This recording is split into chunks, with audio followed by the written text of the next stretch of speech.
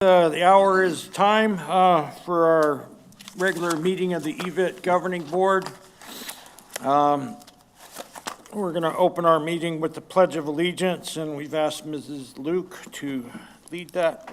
If everybody would please stand. I pledge allegiance To the flag of the United States of America and to the republic for which it stands, one nation, under God, indivisible, with liberty and justice for all.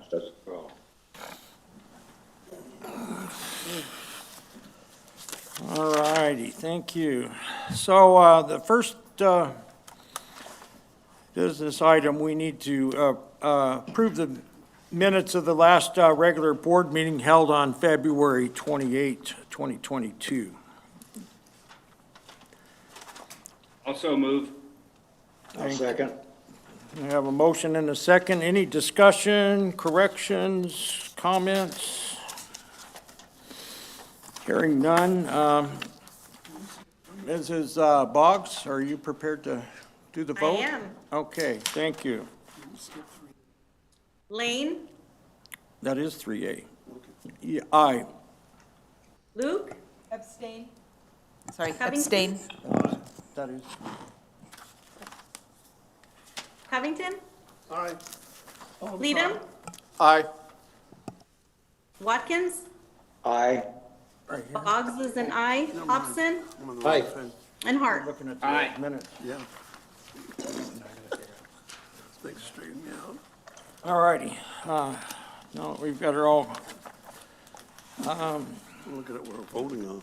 Now we know what we're at. Next item is our call to the public. Have we received any requests? No, sir, you have not. Okay, thank you. The next item is the consent agenda.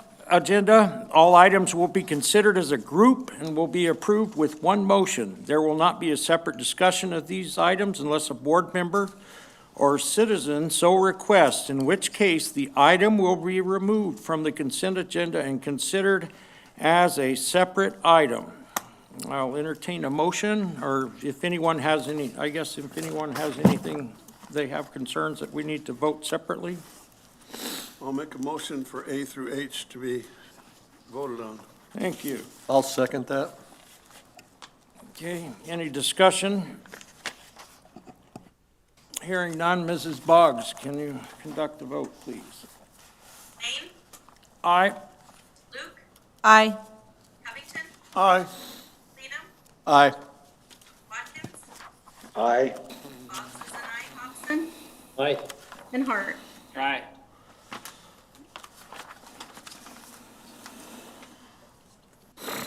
All right, that brings us to our personnel request. I'll entertain a motion and a second.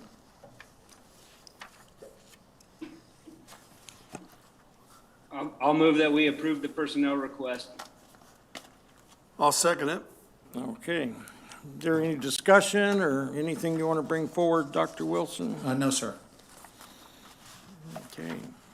Hearing no further requests to speak, Mrs. Boggs, can you conduct a vote, please? Yes. Lane, Aye. Luke, Aye. Covington, Aye. Leadham, Aye. Watkins, Aye. Boggs is an aye, Hobson, Aye. and Hart. Aye. Thank you. Dr. Wilson, you're up. Mr. President, members of the governing board, thank you for your patience tonight. This is always an interesting time for us in the organization as we start looking at contracts and contract renewals and compensation for the next year. And one of the things that we took as an opportunity the last time we were to get together is to get some direction from you on some of the things that you would think make sense as it relates to compensation and moving forward in order to issue contracts.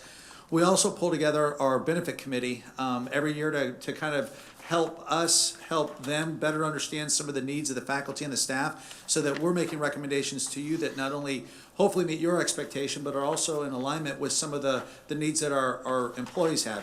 One of the things that we typically try to do in an organization, and that doesn't mean that it's always the right thing to do, but we always begin trying to take a look at what the inflation factor is, the inflation rate. Because we know even though the compensation will go up, if it's not keeping pace with the inflation rate, that oftentimes the purchasing power then is going down. I said to you last time, though, I don't necessarily think that it's the governing board's responsibility to offset an inflation rate that is right now at 7.9%. Those are reasons outside of your control, unfortunately. So there's a balance that's there. You know, how do we offer a compensation package to our employees that is not only fair and responsible, but at the same time keeps them in a position that allows them to stay as current and as timely as they can in their purchasing power, while also not putting the organization in a position where potentially the compensation now gets baked into the contract long term. So if inflation goes down, then you know that kind of roller coaster ride. So in consultation with the benefit committee, there's multiple recommendations for you here that I just kind of want to walk you through. And honestly, I'm as guilty as anybody else for word salads, and so I'm going to really try not to do that today.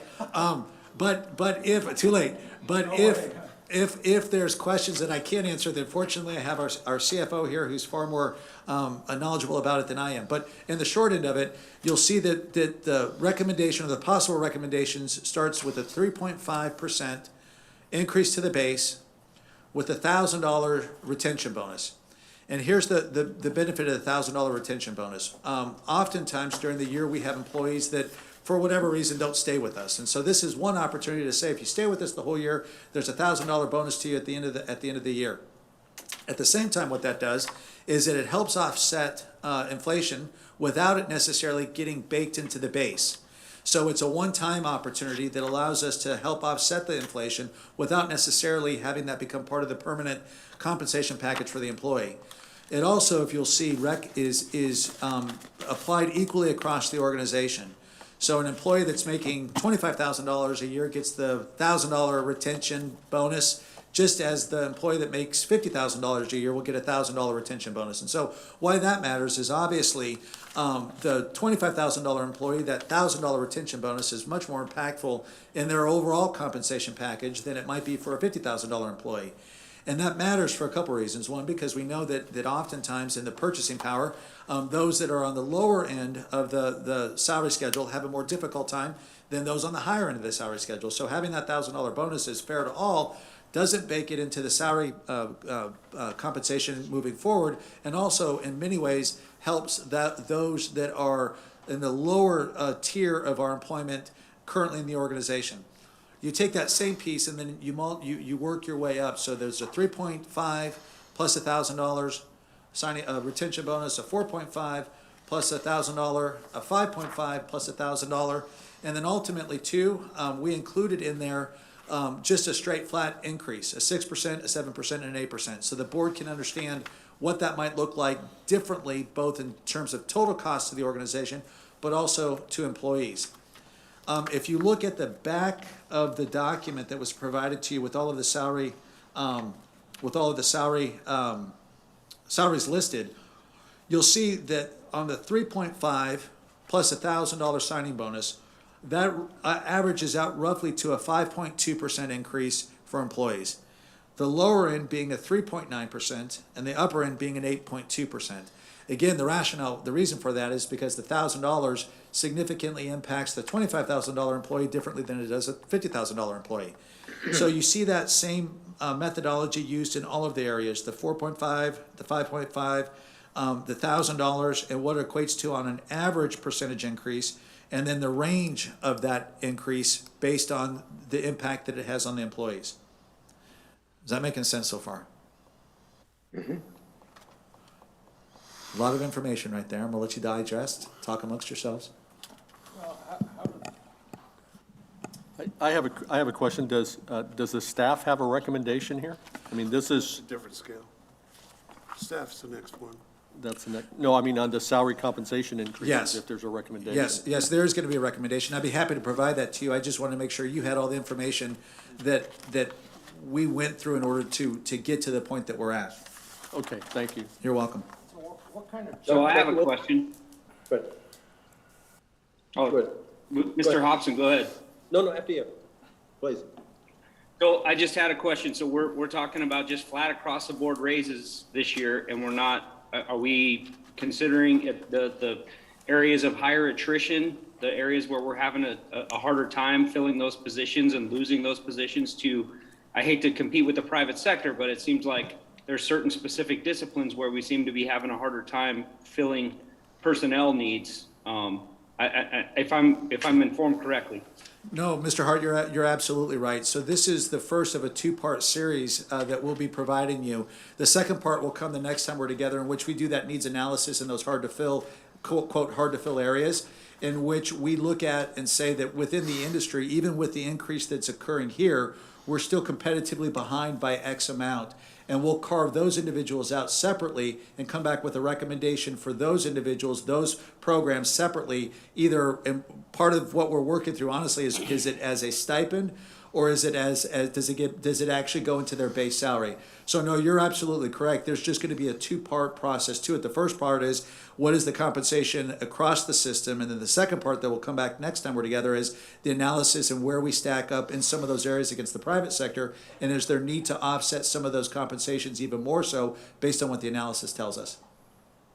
So I appreciate that. I like the idea of the bonus at the end of the year. I think that should help with attrition. Obviously, I'm not telling you guys anything you don't already know. One of the benefits of working for the public sector and the school system is the stability of the jobs. And when the economy's booming, nobody wants to work for the public sector. And then when the economy crashes again, everybody appreciates these jobs. So I think that's a good way to address the boom right now. Everybody's trying to get more money, and the private sector's, we can't compete. So I think this is a good idea. Hopefully it'll help with the retention. And I think maybe we, as far as when we get to the next step, maybe we even bump it up more and do more of a one-time thing that we're not making a lifelong commitment to, but can help us keep these people in the short term and make it more incentivize people to stay for the full year. So we're not trying to fill spots in the middle of an academic season. And I think that's part of what we're working on internally. I think that's a very good point, Mr. Hart. I think that's part of what we're working on internally. That's that next step, that phase two. How does that get paid out if there's a decision to increase the compensation for a segment because of the hard to fill or in-demand workforce areas? Is it as a stipend? So to your point, because the industry can change. If you would have asked 10 years ago, different section, I get it, but 10 years ago you couldn't find an English teacher. Now there's that the tide has changed a little bit. Math teachers. So the point is if you put it in the base, it's hard to pull it out. So what does that need to look like? So that's going to be part of what we come back to you the next time is what does the analysis tell us? What seems to be fair, and how do we want to couch that compensation, either as an addenda stipend or as part of the base increase? Dr. Wilson? This is Bill Hobson. Yes, Mr. Hobson. This is retention a serious problem or not? That's a great question. So it's a serious problem when it happens because it's really difficult to find the folks that we employ. And so do we have a retention issue during the year in terms of large numbers? No. But when we do have it, it is more difficult in many cases to find a suitable replacement simply because of the nature of the work that we do. So it's not serious in terms of the magnitude of numbers. It's serious in terms of the hard to fill once it does occur. So do you think that $1,000 being held to the employee that finishes out the term is going to make the difference? I think in many cases, both on our end and the employee's end, I don't know that $10,000 would make a difference for reasons. And so I think there's going to be a nature, that's going to be part of the nature regardless of the monetary amount that we put. I think in many ways the $1,000 will go a long way in trying to show good faith to our employees that we recognize at the end of the day that it is more expensive now. And we, as an organization, can't necessarily financially commit to a 10% increase that's baked into the contract moving forward, but we can offset that by having ways that not only are beneficial to the employee, but beneficial to the employer, meaning the retention bonus. What I worry about is that this seems like the first cousin to that provision. Thankfully, we don't do that anymore at EVIT, that let the employer sue employees for liquidated damages, which is, and this is not the same thing, but it's kind of like a first cousin to it. So I worry about that. Well, one of I mean, I think a way that potentially would offset that, and I'm not so sure I agree with it, but I think, and you correct me if I'm wrong, Mr. Robson, is that you can pay that out at the end upon the completion of the contract, or you can pay that out throughout the contract, and if the individual leaves at a portion of the contract, they forfeit the remaining portion of what was still viable within the retention bonus. Yeah, that would be my preference, but, yeah, understand. So, Mr. Hobson, I've got a comment that kind of goes along with Mr. Hobson. The retention bonus is a good idea. It's $19 a week. So whether or not that is substantial enough to retain somebody, I'm not sure. Retention is brutal. I mean, I have an agency that that typically has 110 staff in it. It's 88 now, and we can't get people to apply.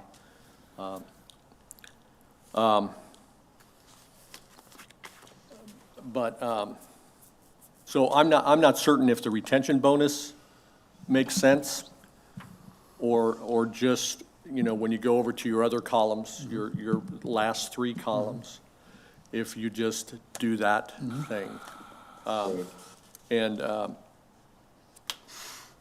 It's hard to say, somebody and I'm not diminishing, like all work is honorable, all dollars work, $19 may help pay the electric bill, but it is only $19, a little over $19 a week, and that might not be significant to do anything where we could take that money and use it someplace else in the compensation package somehow.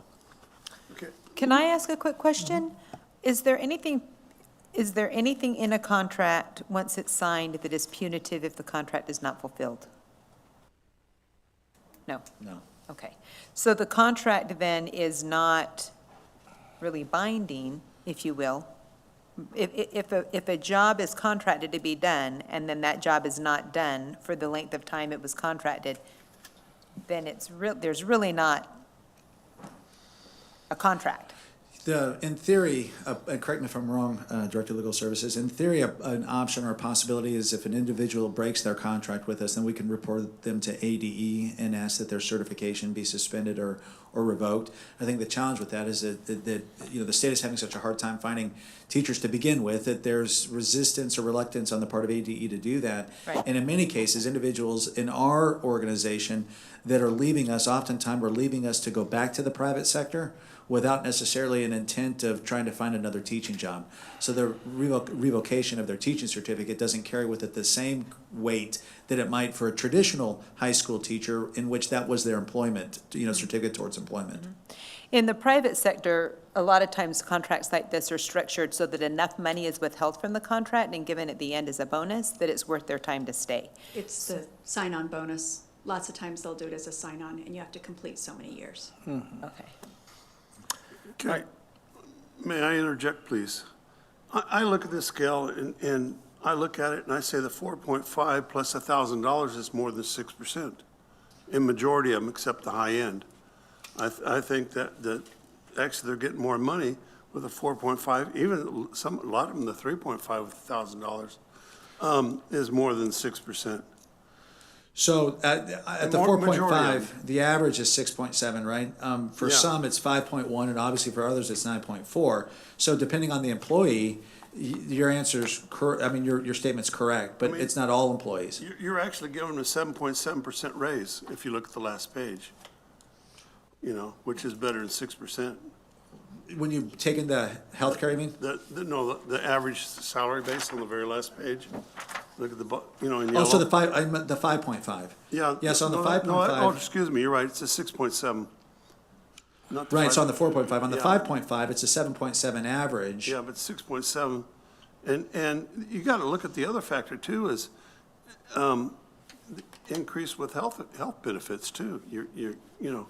We're going into a lot of expenses there too.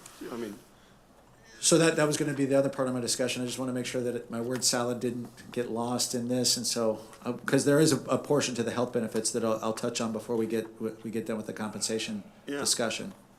but 9.5%. Oh no, I'm reading the wrong one. It's 8.5% increase to the school for each employee, and a 6.7%. It's a better raise overall, that 4.5 than a 6% that we gave them last year.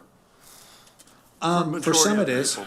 Not for you. No, because I didn't get that Not last for year. any of you Yes, three. I Any got of you half three that sitting last right year. before, Yes. baby. But Dr. Wilson, the proposal is that it's $1,000 this year, but it's not baked into the schedule. So next year we go back to, whatever the increase is, the $1,000 is gonna be backed up unless we put it in again next year. Did I understand that correctly? That is correct, and the reason for that is, Okay. again, go back to the beginning, is that the 7.9 inflation is a rate that should not be where it is now, and hopefully isn't gonna be there this time next year. So the idea of trying to offset that 7.9 with $1,000 retention bonus is a one-time opportunity to offset that without baking it into the base of the salary. As a teacher, former teacher, I would have loved to have the $1,000 bonus just before the summer. Just saying. Could buy a tank of gas. Yep. Almost. Gosh. Oh, my gosh. Maybe. And a big bowl. And a big gulp, yes. I have a couple of concerns, and I've been thinking about this for a long time because it's not how EVIT's usually done, but I'm struggling to put these in perspective without knowing the total M&O budget. What do we have available that we can say, yeah, we have this, and where are we moving our percentages of our M&O, our annual budget? Now, I know right now, we don't know exactly what that looks like because the legislature's kind of dragging their feet like they do every year. But, So Edith, your old question is, can we afford it? well, that's always the question, does that put us into an uncomfortable position if our, say, our ADM shrinks? If we commit all of our ADM, our M&O, and then the ADM shrinks 2 or 3%, are we in a bind? So, good evening, Mr. President, members of the board. If you remember, when we do make the proposal for the budget, we budget based on the expectation that we're going to have an ADM decrease. This year, fortunately, we actually had the opposite. We had an increase. So those additional dollars that are being generated from that, difference, are dollars that will be carried forward. So those dollars are enough to fund any of the increases that you're proposing here without impacting our current budget.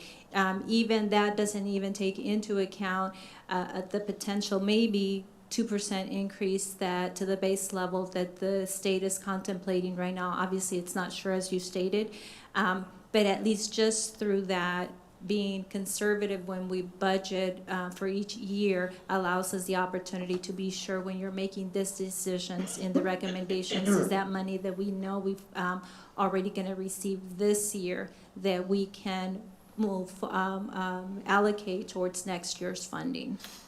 It's not going to be dependent upon funding that will come in next year. Okay, so let me make sure I clearly understand. So our M&O carry forward that we didn't encumber, are we near the limit on that amount? There's a statutory limit of how much you can carry forward and how much, if you exceed that, you have to send it back. That was removed, that limitation was Oh, was that? removed a few years back, yes. I didn't know that. So what kind of percentage of our M&O are we looking that we're carrying over from last year into this fiscal year roughly? I know. Right, I would say about 5 or 6% is what we can expect. I see. I also would like Ms. Doolin to speak to the issue that we're also working to navigate through should our associate degree legislation pass as it relates to adult education, the retention of the staff. Okay. I think I appreciate that, but I think before we pull the trigger on this, I think we need to put this aside for a moment and hear about what the health benefits look like.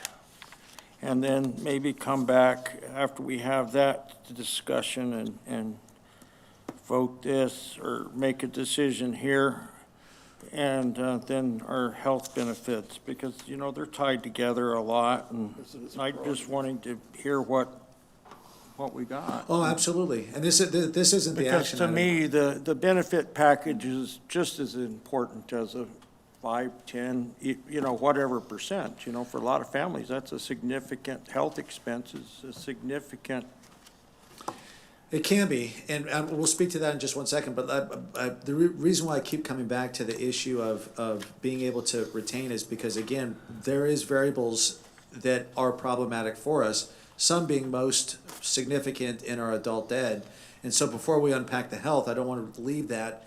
So if you could speak to the adult ed issue, and then we'll talk about the health, Okay. and then we'll get out of this discussion. We're almost out of this discussion. So, Mr. Hart kind of touched on a little bit one of the things that we're struggling with, and it's a little bit different than the high school, because the high school, there's a contract. It's not year-round. It's very set. With our adult ed, they don't run the same timeframes. It's run a little bit differently, and we are experiencing a loss of instructors going back to the private, not staying to fulfill, even if they were hired, let's say, for a 9-week CNA class that they're going to teach. At week 6, they get a better offer and they leave, leaving those students kind of stranded where we don't have a backup teacher to go in, and then we kind of scrambling, or one of us is stepping in to finish. So one of the things that, to what Mr. Hart talked about, is we're looking at the ability with some of these positions and some of these shorter termed contracts, maybe it's a semester for an adult ed program, or 9 weeks or 10 weeks, to be able to offer a sign-on bonus, that this is what they get upon completion, they would get the rest of it. Because what we don't want is for the students, we have to focus on student success and the experience of the student, and losing an instructor midstream is always painful on a student. So those are some of the things that you're going to see coming back that are not going to be reflected in this, because not necessarily are all those adult ed instructors going to be full-time employees and on this scale. The other thing I want to make sure all of you are aware of, because I asked the same question when I was up there, is I said, if you vote in a raise, my concern is we're giving all the existing employees a raise, but we're not doing anything with the base that we're trying to hire people under. So if we don't change the base, it makes it more and more difficult to recruit quality faculty. I did find out, and this is really important, I did find out that whatever you approve, the base is raised by a percentage of that. So it does impact the A base. 1-to-1 percentage? It's not a 1-to-1, which it shouldn't be, because again, we're not necessarily, it needs to be a 1-to-1. Experience. But the industry, the base does go up. I think that's really important to understand. I did not always know that, and that was one of my big objections before, is you gotta manage that base, else the next year I'm in the same predicament, I can't get quality faculty. So I do want you to know that whatever you decide, it also does affect the base. I have a question on that. So with this $1,000 stimulus for the end of the fulfillment of the contract, if we were creative with our wording and we call it a signing bonus, does that show up with your recruitment to where that it's actually a tangible number where they can count on that, but it's just not payable until the end and the fulfillment of that contract? Does that make sense? That it would be correct. Yeah, I'd be a little skeptical whether $1,000 would be a $1,000 suitable carrot to be called a signing For bonus. some of these positions, no, but for others, yes. We have to remember when we're talking about an industry, some industries, the sign-on bonus is significant. If we were talking about hiring a nursing instructor and getting them trained, I wouldn't want to even do it for a year. I would offer a more significant sign-on bonus, wanting them to stay for 2 years, right? That's usually how the hospital systems work, is because you want that consistency and the longevity of your employees, because you spend so much in training that you don't want the turnover. So I would be interested in knowing if because every position is not equally important, right? I mean, I hate to say it that way, but. Hard to fill. Yes, that's a better way to, that's a better, 'cause that really is what I was trying to say. So it would be interesting to see kind of a breakdown on this of which positions are harder to fill than others. So I don't want to confuse the two. We are coming back again next Okay. time with that kind of hard to fill. I think what we're talking about here is whether it's a hard to fill position or not hard to fill position, our employees are facing a 7.9% inflationary rate that absent there being some compensation, all are going to feel that pain. That doesn't mean that there aren't certain segments within the organization in which we have to come back, and whether it's a signing bonus of significance for 2 years, a signing bonus of less significance for 1 year, whatever it is, that we're gonna have to offset because we know that sliver is going to require additional dollars if we want to be competitive. We can't be as competitive as the private sector, but more competitive than what than what this would provide. Okay, so one more question. Do we know how other districts are handling this inflation rate right now? So, that's a great question. So, I'll be honest with you. We as an organization, I think you all as a governing board, have been incredibly fiscally responsible and mindful of how we spend our dollars. And so I believe that we are in a much better financial position than many of our neighboring districts. I think everybody's gonna look for as much as they possibly can to offset the inflationary factor. But for some, they may not be able to have the resources to offset it the way that we are. But I think all are looking similarly at how to do that. I think where we're a bit different is that we're not wanting to bake that into the totality of the base, truthfully. So for example, I think it wouldn't surprise me if we see other districts having a 4% increase, a 3% increase across the board, because that's what they can afford. Ours is structured a bit differently. I think Gilbert announced last week they're doing 7%, Are they? but they're getting rapid growth funding too, which we don't get. They're still growing. Well, So, I don't know, that would be,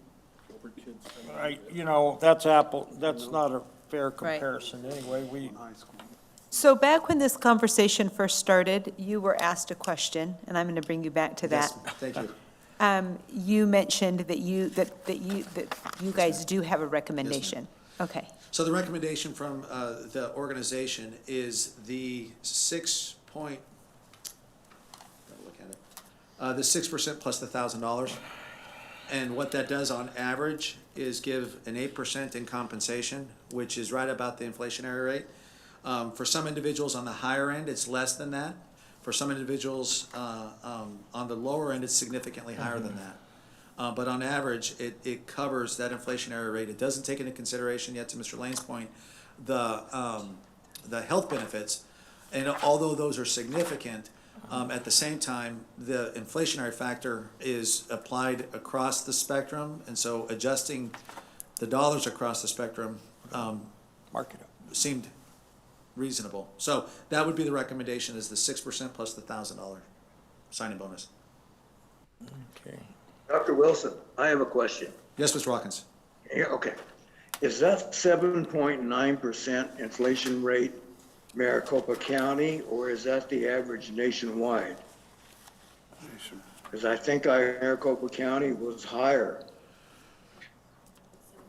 Or at least the Phoenix metropolitan. So the Phoenix area was. metropolitan might be higher. I think what we pulled is the Arizona inflationary rate. So the metropolitan area of Phoenix might be higher, might be at 2% higher. Yeah, I suppose. Closer to, yeah, I was gonna say, a So, bit more. so on the recommendation of the 8% plus the $1,000 signing bonus also takes into consideration the recommendation as it relates to healthcare.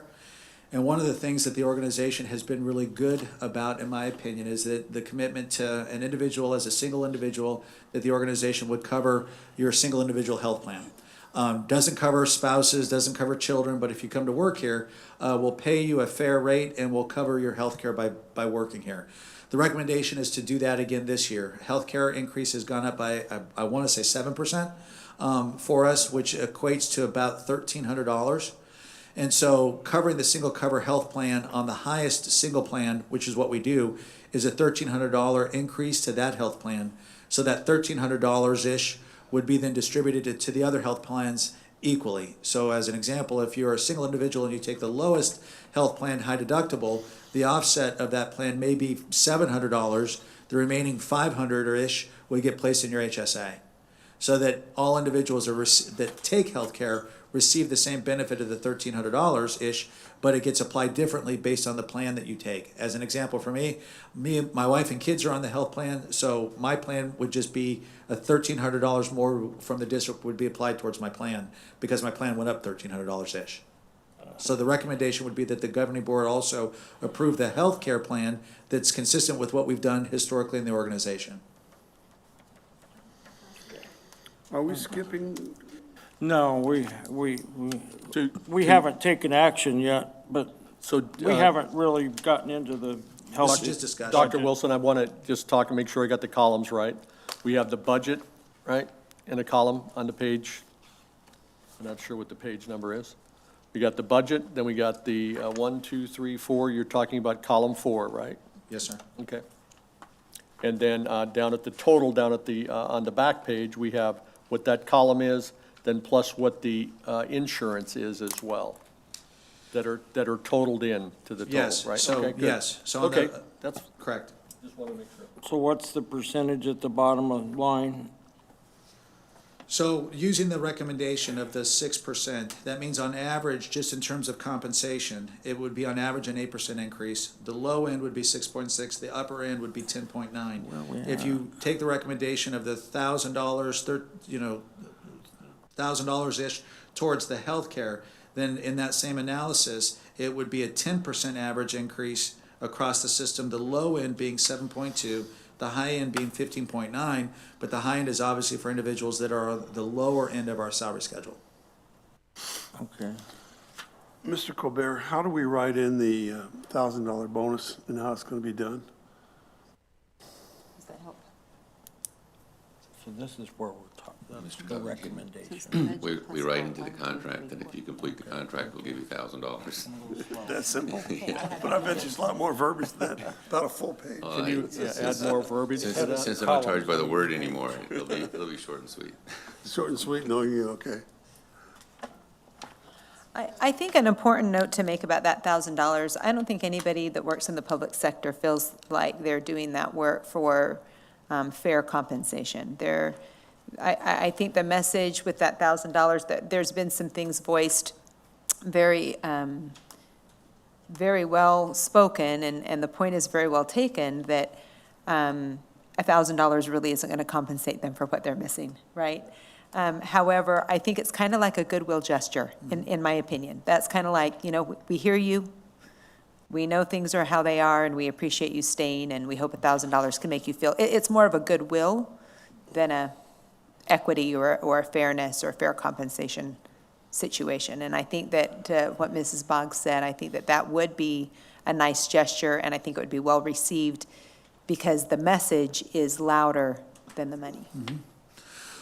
I agree, and I think that part of what we're hoping to accomplish in this is again, going back to the very beginning of the discussion, is that, our employees are facing, like everybody is, depending on the nature of work, a 7.9, 9.9, 10% inflationary rate. And what is it organizationally that we can do that will help mitigate that without necessarily tying us towards those dollars moving forward when the inflationary rate comes back down. And to your point, I think this is a goodwill gesture towards that this recognizes that we're in tough times right now as an economy, and we want to offset that the best we can as an organization without necessarily being committed to that moving forward, because times will get better. They just do. And I think that that's a goodwill gesture.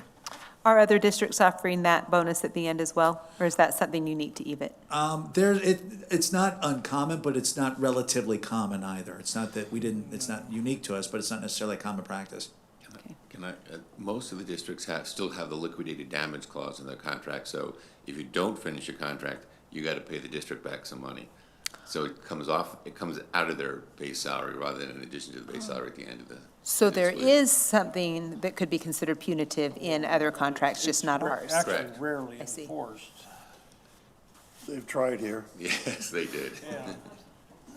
By the time you get through all the legal issues, what's the point? Yeah.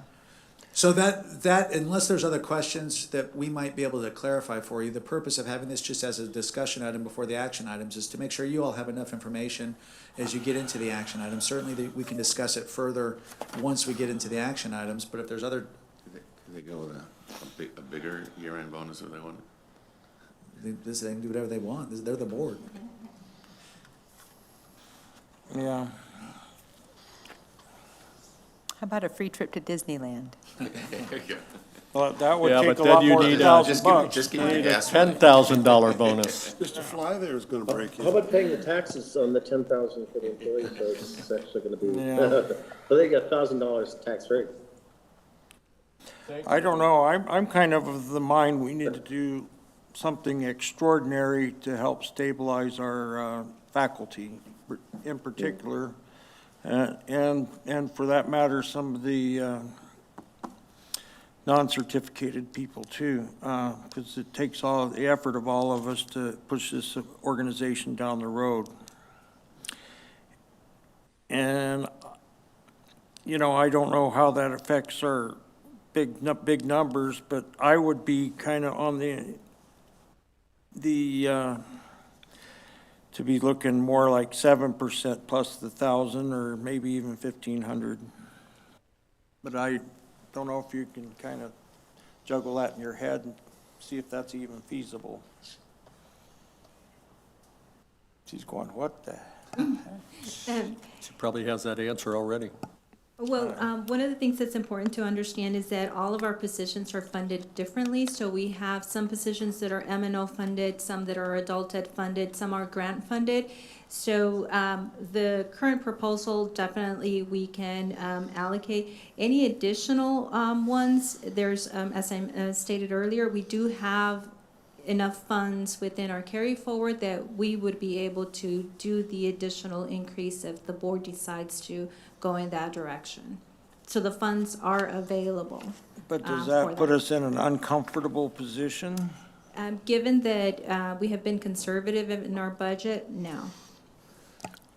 So the only cautionary piece, and believe me, I can't believe I'm saying this, is that we're not done coming to you in terms of compensation, because there is going to be a segment that we come back to you that in some cases may require significant dollars. So For hard to fill. for hard to fill, Yeah. and sign-on bonuses, however we want to structure it. And so again, I agree with you. Listen, at the end of the day, I think that the more we can offset the I think we need to make a really solid statement to our faculty that they are indeed valued. And we want them to be comfortable working here, not always looking at the one ads or whatever you do nowadays, some I agree with Mr. Lane, monsters.com too. or something like that. Absolutely. Dr. No. Wilson, you mentioned that you're in the contract building period, right? I'm sorry?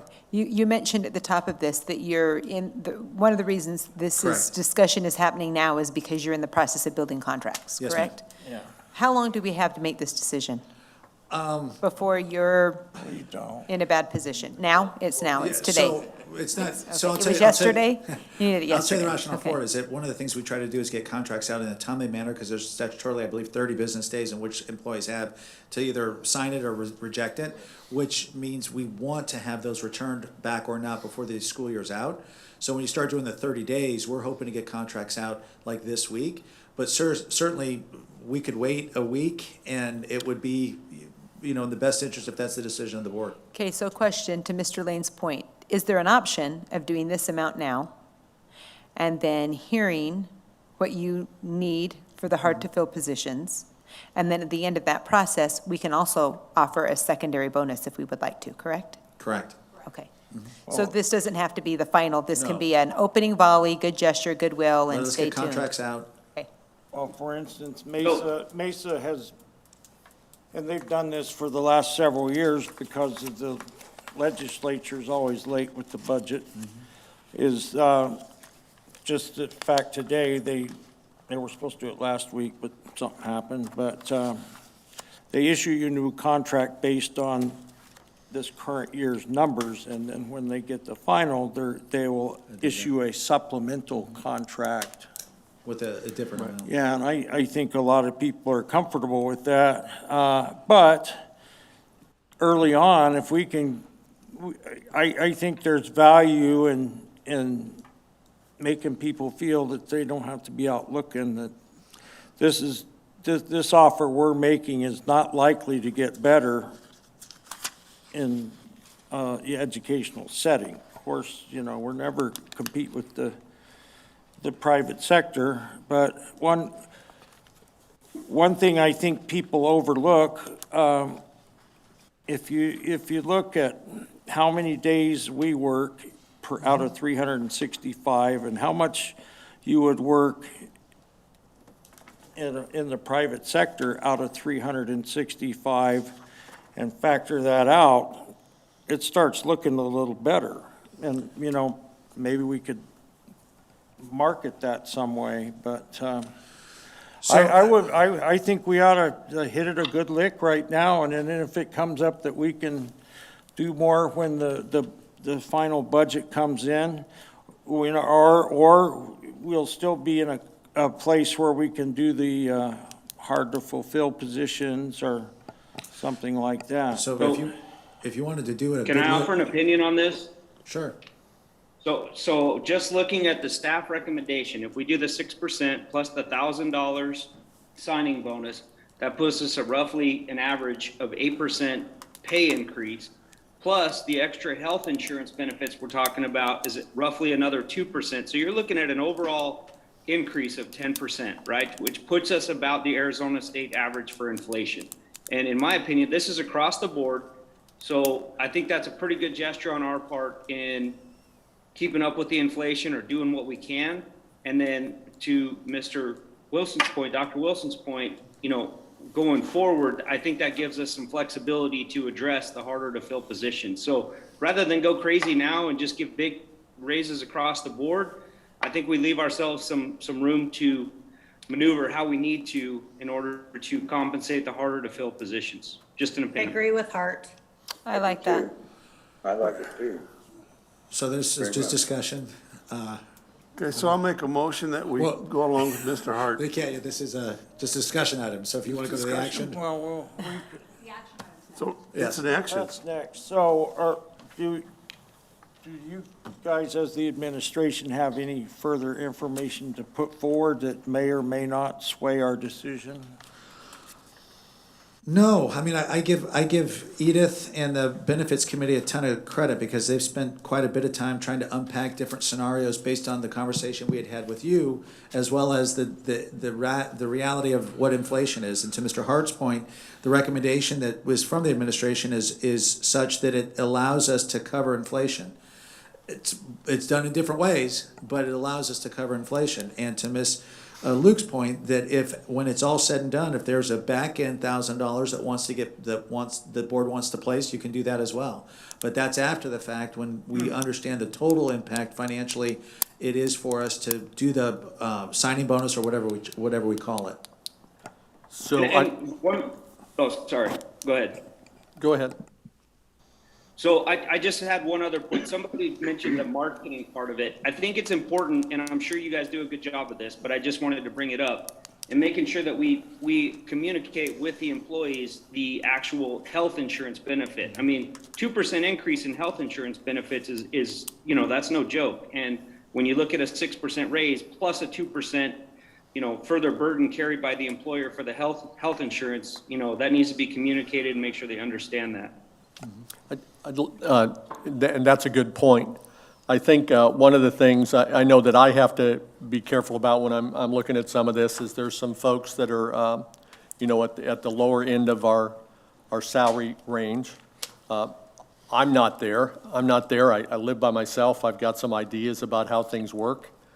But I have a tendency to lean more towards Mr. Lane and say, this is a great offer that we're giving you. I know I don't like it when somebody tries to deliver a message about what something is when I'm looking at it and going, it doesn't look like that to me. But I'm more inclined that if financially, and we've got the number person down here on the, if financially we can afford, when all these things are put together, a 7% versus a 6%, or a 7.5% versus a 6%, or a 7% plus a $2,500, then we should hit that now. We should hit it now. It shows our staff what we believe and what we mean. And I think we do it sooner than later, because it is not going to get any easier to bring staff on, is my opinion. I mean, I know I struggle all the time. We post all the time, and I get, one person that doesn't realize that they have to show up for the interview. It's just crazy. So that's my opinion on that, so. Well, this is why I think it's such a fascinating time of the year, because there's so many different, I think, variables that go into the decision you all are going to have to make, and I think you all are articulating them really well. I think one of the things that I'd also want to make sure folks think through, not a good or bad thing, is that, the impact of the salaries not only shows good faith to what we're doing now, but it also has an impact on potentially the positions we have to hire. Because as a reminder, I expect the organization to be growing. And as we start growing, the salaries that we're crafting now are salaries that kind of get baked into what the salary schedule is going to look like. Not exactly, but to a portion, as Ms. Doolin said. And it also, back to some of the conversation that we've had previously, when we look at our associate's degree program and we look at our adult education is funded by the student. And that funding is often driven by the cost of the program. The cost of the program is largely driven by the compensation of the employee.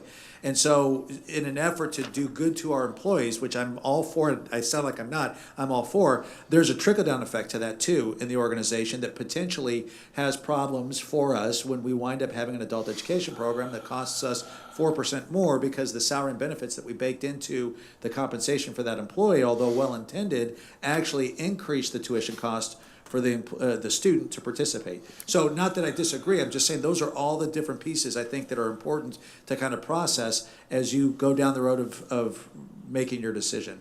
I think we can identify in some of our adult education, though, that some of the rates are based on private sector, not what it costs EVIT. Fair.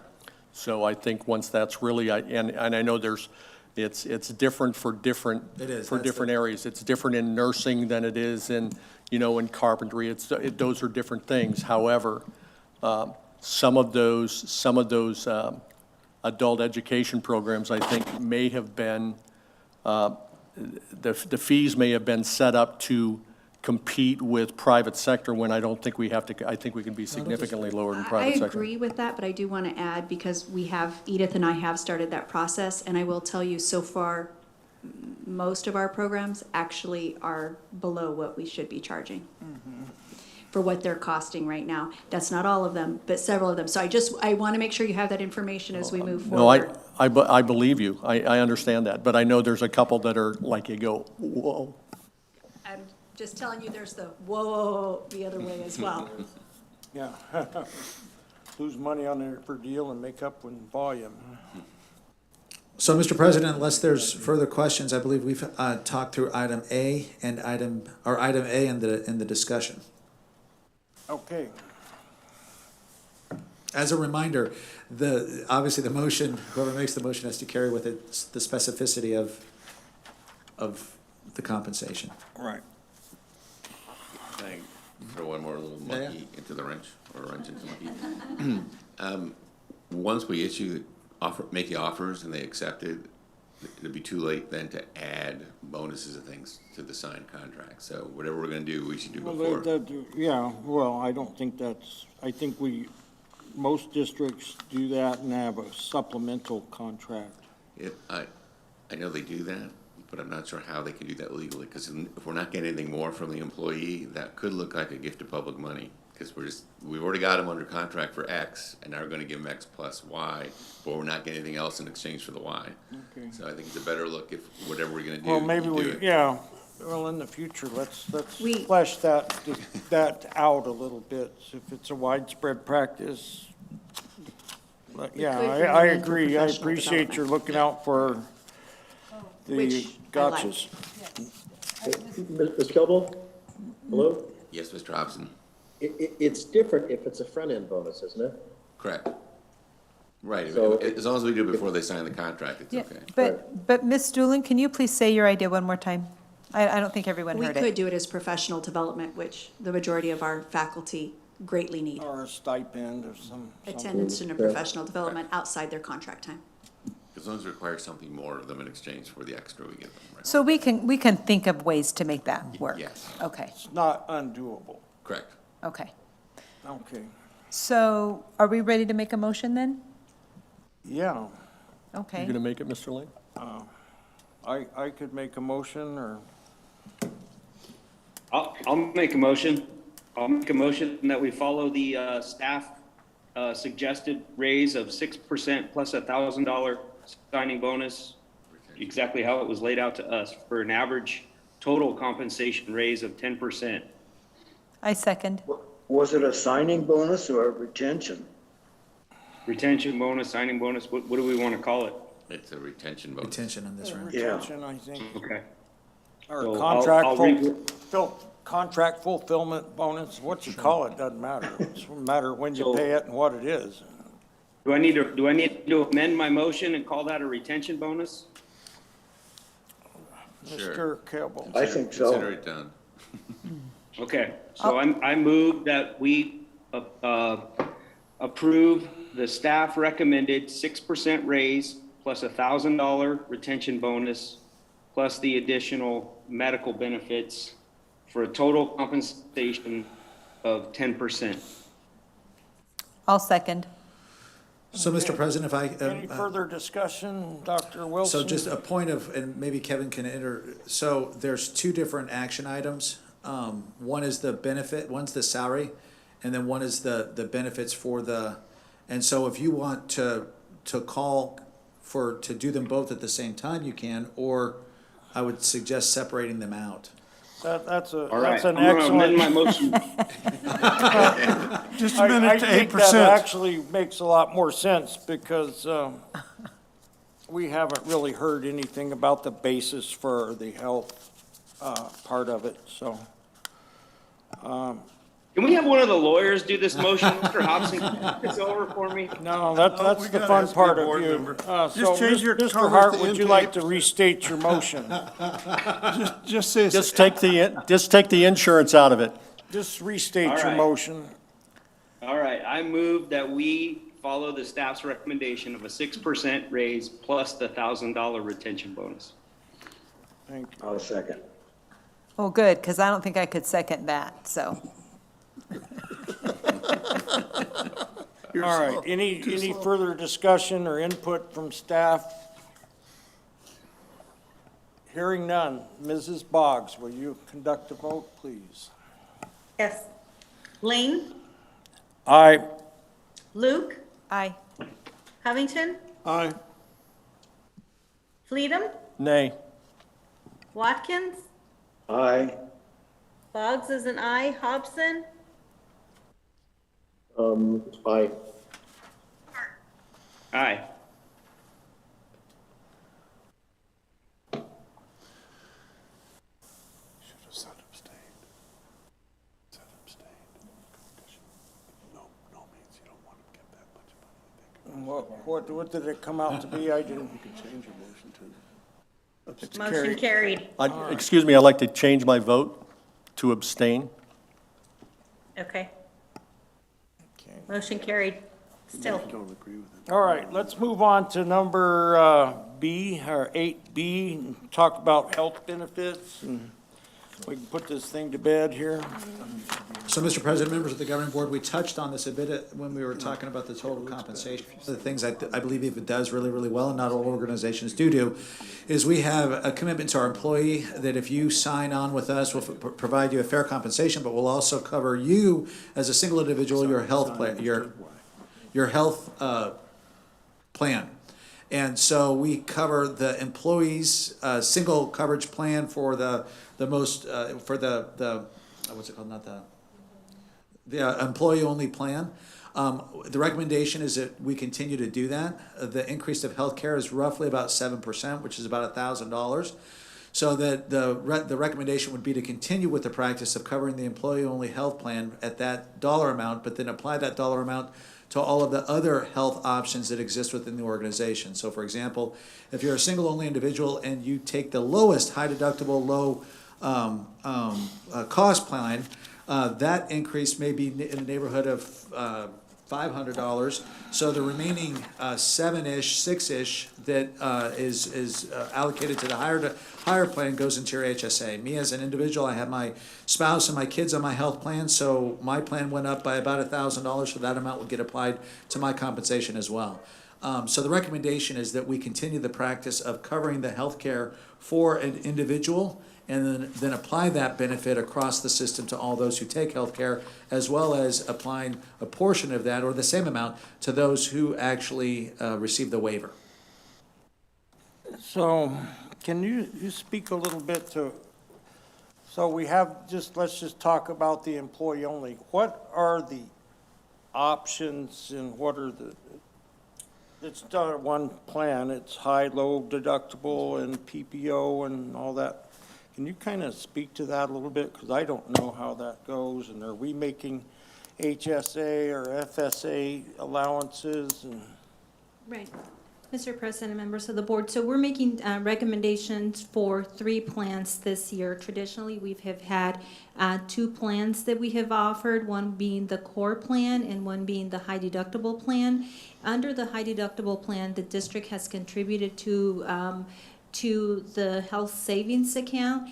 This year, what we're offering is a 3rd plan that's been available. It's a new plan available through Kairos. And we do have representatives from Kairos if you do have specific questions regarding each of the plans that they would be happy to address those questions. But under the copay plan, this is new this year in that it'll offer the employees obviously the opportunity to have a copay instead of having to meet the deductible for certain visits, such as visiting a specialist, where before they would have to pay up until they have met their deductible.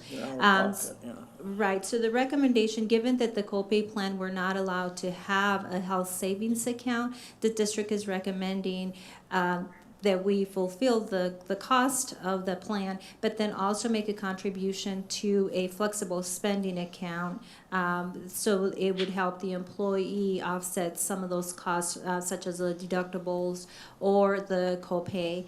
The high deductible in itself, we're increasing, as Dr. Wilson indicating, the cost, increasing the contribution, the employer contribution into the health savings account. okay, if we're making contributions to FSA and the person doesn't utilize that, that goes away, right? Correct. So we structured where that's not likely to happen?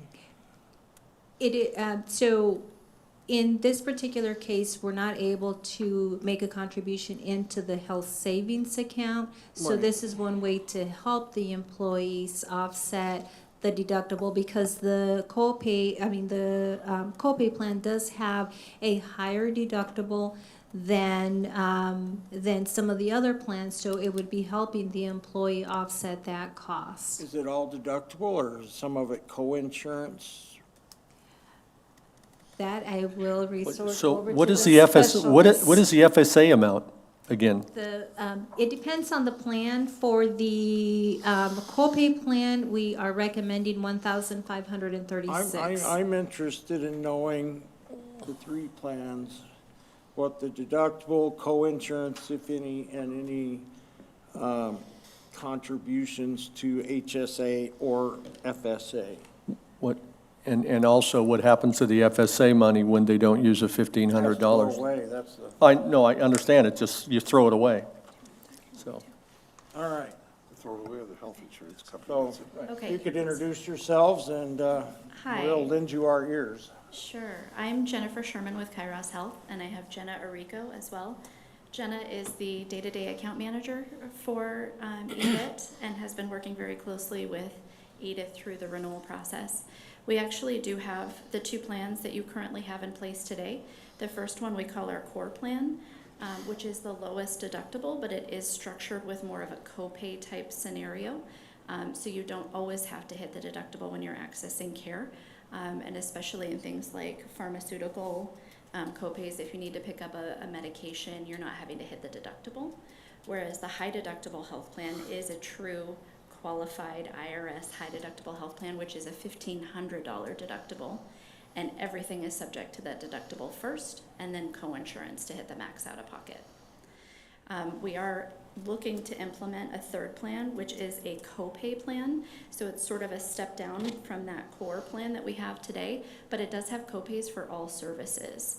So it's a very nice plan. It has a $750 deductible, and then copays for services. If you visit a physician or a specialist, it's a $25 or a $50 copay. It also has some new copays embedded into the plan that we are hoping will help drive good utilization. So if someone were to have an infusion, if we can help them have that infusion outside of a hospital area, they pay a copay and not a deductible for those services. So we're hoping that by embedding those additional copays in this plan, we're going to help encourage people to seek out lower costs of care. And helping keep that premium stability year over year. So I talked a little bit about the way the plans are structured. The core plan has a $500 deductible per person. That new copay plan that we're talking about is a $750 deductible.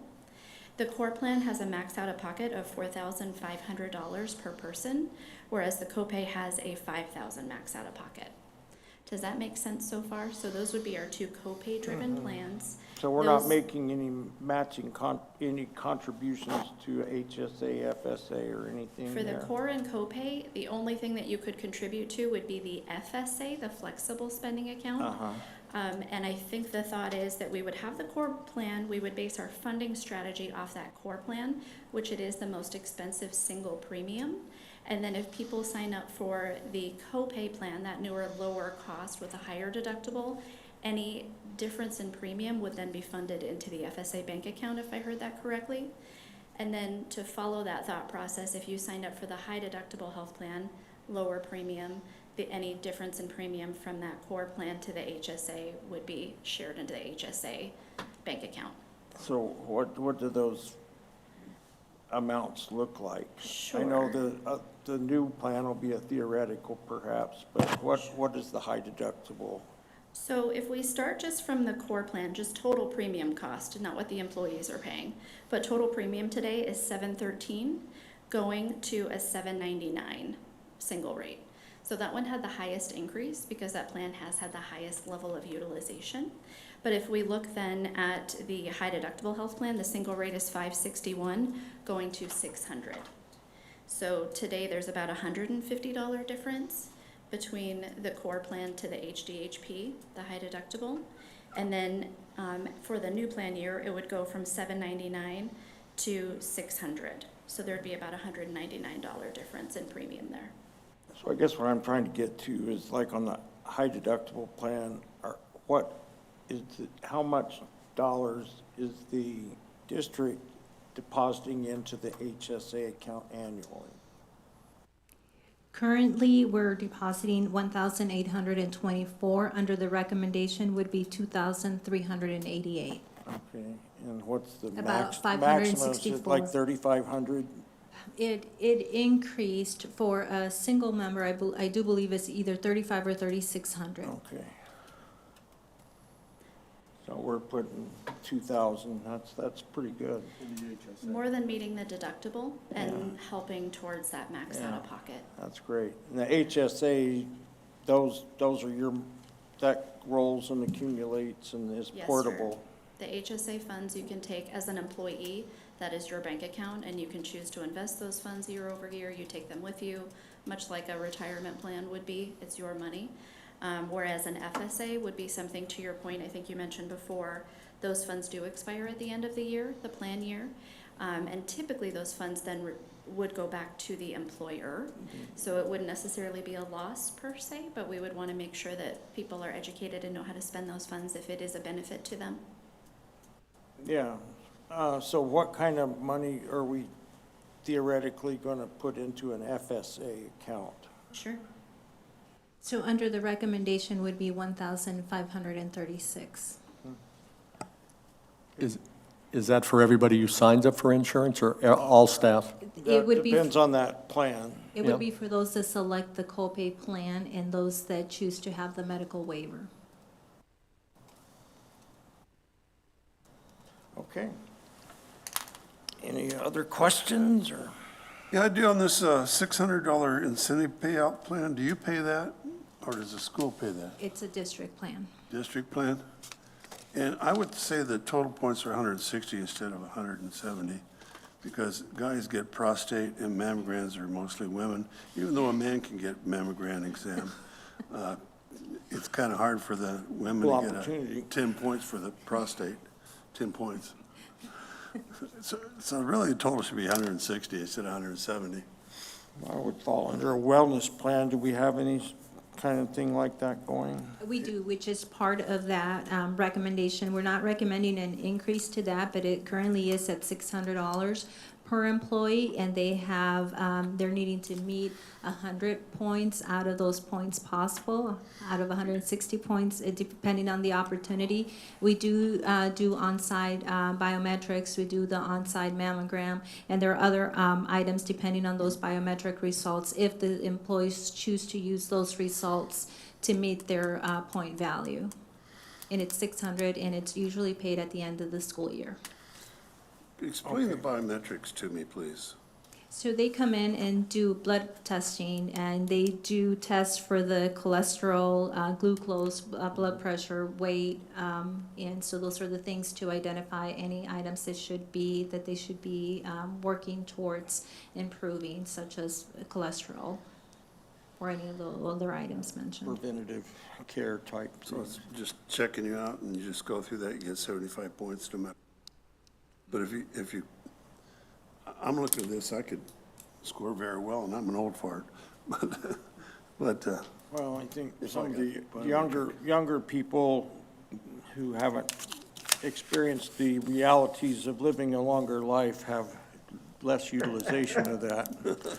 Well, I also think too that research I think will show that just having folks aware of what their information is oftentimes spurs them to make different health choices. And so this is just part of an effort to try to at least let our employees have a sense of their overall health, with the hope that that begins to spur some changes in their patterns.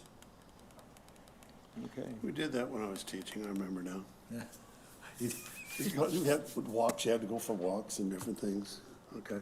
All right, so we need to act on this information we've received tonight, and so I would entertain a motion to approve the items as discussed. I'd like to move that we approved the health plan as discussed. I second. We have a second. Any further discussion or comment? Hearing none, Mrs. Boggs, will you conduct a vote, please? Lane, Aye. Luke, Aye. Covington, Aye. Needham, Aye. Watkins, Aye. Boggs is an aye, Hobson, Aye. and Hart. Aye. Okay, motion carried. Thank you. Dr. Wilson, you're up. Mr. President, members of the governing board, I will make this very, very quick. Just a couple items for you to be aware of. Our bill, House Bill 2034, is being heard tomorrow in the Senate Education Committee at 2 o'clock. If we're fortunate to have that successfully come out of the Senate Education Committee, then obviously it'll go to the whole of the Senate, and then if we're successful there, back to the House, and eventually, hopefully, to the governor's office. I give folks that have been doing the work a ton of credit, because it's been a lot of labor, but really great conversations that we've had with legislators and those that we believe see the value in us doing this as well as we do. So we're excited for that tomorrow. Foster youth, just as an update, we continue to work in terms of trying to craft a proposal that allows us to take another step forward towards better servicing the foster youth by having housing. We'll come again to you with more of that as we finalize it, but we're excited about the opportunity sooner rather than later to have that as a potential step towards what we hope to accomplish in the long term here at EVIT. And then last but not least, I'd like to thank you as a governing board. I've said this to you before. I've had the privilege of working with a number of different governing boards over my career, but I'm always thankful that I come and work with a board and for a board that truly wants to make decisions that are in the best interest of our students. And oftentimes those words get lost. Sometimes doing what's in the best interest of our students is us attracting and retaining quality and exceptional staff. And you do that by creating environments in the organization, yes, but you also do that by looking for ways to help folks pay their bills. And the fact that we had a conversation tonight and the willingness to come back 2 times from now, I think is a credit to you all. So thank you very much for helping us do our job a heck of a lot easier than other places. And without any questions or concerns, that's all I have, Mr. President. Thank you. Calendaring, our next meeting is scheduled for March 28th, 6 PM with dinner at 5. Have we made any further plans about having a meeting at? We're targeting the first meeting in April is when we're targeting it, yes. I would like something to show the employees of how much they have, that have worked here 5 years. I would like a percentage from, 2017, 18 year to next year of how much increase we've had in salary, for them, so we can advertise how much the board has, how much they have gained in and stuff. I think it'd be nice to see that number. It would help, advertise what we're doing for them. All right. Any further items anybody would like to bring forward? Mr. Chairman, members, just for the good of the order, in the early 80s, I was a staff lawyer at the legislature, and there was a wonderful legislator there who was a former coach and teacher from Douglas, ended up being a coach and teacher in Yuma. His name was Bob McClendon, and the state has its flags at half-mast today recognizing that Bob's passing yesterday as 85. Great guy, was a teacher his whole career and a supervisor in Yuma County as well. So just want to reflect that I'm thinking about him today and he was a school board member too earlier. Thank you. Thank you, Mr. Hobson. And with that, we'll just have a single vote for the adjournment. I guess we need to have a formal motion and a. Also moved, Mr. President. I'll second that. You guys are slow in the seconds. Well, I guess. I'm a little gun shy tonight after that motion. You're my hero tonight, Mr. Hart. All right, all in favor? Aye. Aye. Hearing none opposed, we are adjourned. Thank you for coming.